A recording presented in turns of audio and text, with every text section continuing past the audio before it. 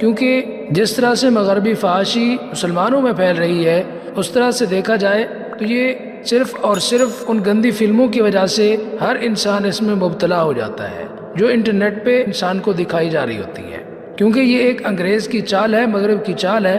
صلاح الدین ایوبی کا قول مجھے یاد آیا جس میں انہوں نے فرمایا کہ کسی قوم کو بغیر جنگ کے شکست دینی ہو تو ان کی نوجوان نسل میں فحاشی کو پھیلا دو۔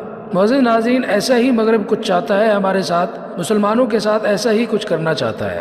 معزز ناظرین، اللہ تبارک و تعالیٰ نے جو کام حرام قرار دیا ان میں سے یہ ہے کہ بیوی کے منہ میں نفس ڈالنا۔ یہ کام ہم بستری کے دوران حرام ہے، کیونکہ آج کل کی نوجوان نسل اس میں بہت زیادہ مبتلا ہو چکی ہے ان فلموں کی وجہ سے جو وہ دیکھتے ہیں۔ معزز ناظرین، یہ ایک غلیظ ترین کام ہے۔ جس منہ سے آپ کھانا کھاتے ہیں، جس منہ سے آپ پیتے ہیں، جس منہ سے اللہ تبارک و تعالیٰ کا نام لیتے ہیں، اس میں ایسی گندی چیز کو گھسانا یہ ایک غلیظ ترین کام ہے۔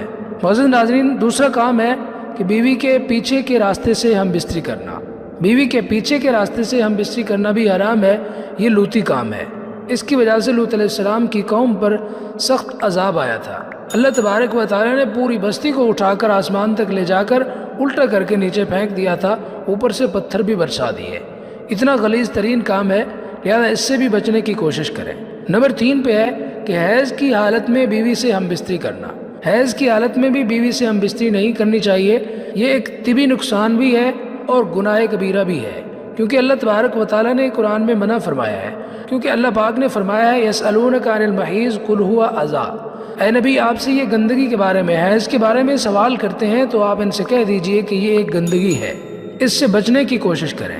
ایک تو گناہ ہے، دوسرا یہ ہے اطباء کی تشخیص کے مطابق اگر دیکھا جائے تو حیض کی حالت میں، مینسز کی حالت میں کرنے سے ایڈز کی بیماریاں لگتی ہیں۔ معزز ناظرین، یہ وہ غلیظ ترین کام ہے جن سے ہمیں بچنے کا حکم دیا گیا، اور مغرب کے باشندے ہمیں اسی کی طرف لے جانے کے لیے تیار کھڑے ہیں۔